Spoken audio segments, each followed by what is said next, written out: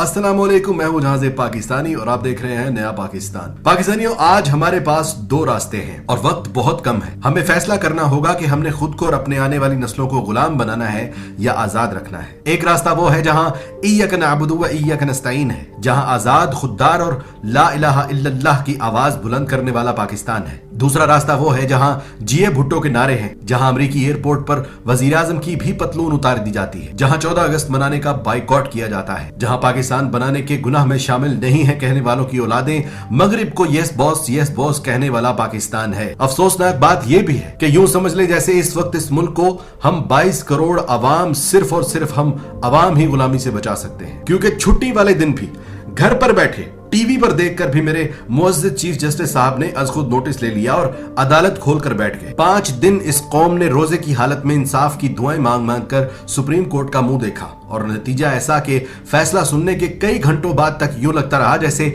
ये मुल्क सिर्फ कासिम सूरी, इमरान खान और आरिफ अलवी का है, क्योंकि उस वक्त उस बैरूनी धमकी को सामने रखते हुए किसी भी खुददार ईमानदार पाकिस्तानी का खून खोल जाता और वो कासिम सूरी से बढ़कर भी शायद न सिर्फ अदम एतमाद की तहरीक को नामंजूर करता बल्कि उन तमाम अराकीन की रुकनीयत ही खत्म कर देता। शायद इसी वजह से मेरे मुअज़्ज़िज़ चीफ जस्टिस साहब ने वो खत, वो मरासला देखना तक गवारा नहीं किया कि कहीं उनकी हुब्बुल वतनी में आकर वो रूलिंग को जायज ना कह दे। अब भी कहता हूं कि एक बार जहन में तसव्वुर करके देखें कि आप इस मुल्क के वजीर आजम हैं और मगरिब आपसे ये कहे कि अपने मुल्क को हमारा गुलाम बनाकर जो हम कहें वो करता जा या फिर कुर्सी छोड़ दे, तो आप क्या करेंगे?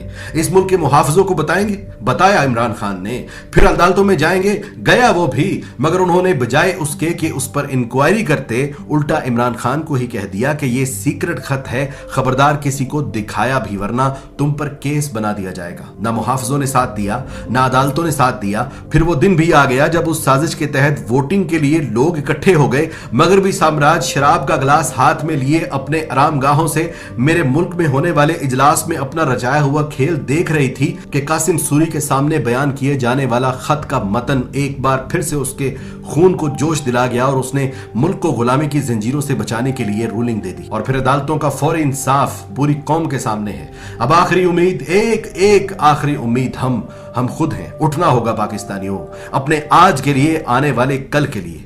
जहां इराक, लीबिया, यमन की तरह हमारी सड़कों, हमारी गली कूचों में मगरबी फौजी होंगे, जिसके घर में दिल करेगा दाखिल होंगे, जिसको दिल करेगा कैद करेंगे, जिसकी चाहेंगे इज्जतें लूटेंगे। आज वक्त है, क्योंकि अभी तक हम आजाद हैं, अभी फैसला हुआ नहीं, अभी इमरान खान जिंदा है। अगर तुर्कों की तरह आज भी निकल आए, ईरानियों की तरह आज भी डट जाएं, बंगालियों की तरह आज भी खड़े हो जाएं, तो ये आजादी बरकरार रह सकती है। वरना आने वाली नस्लें हमसे सिर्फ इतना गिला करेंगी कि अगर गैरत नहीं थी तो हमें इस मुल्क में गुलामी करने के लिए, इज्जतें लुटवाने के लिए पैदा क्यों किया था। पाकिस्तान इंशाअल्लाह जिंदाबाद।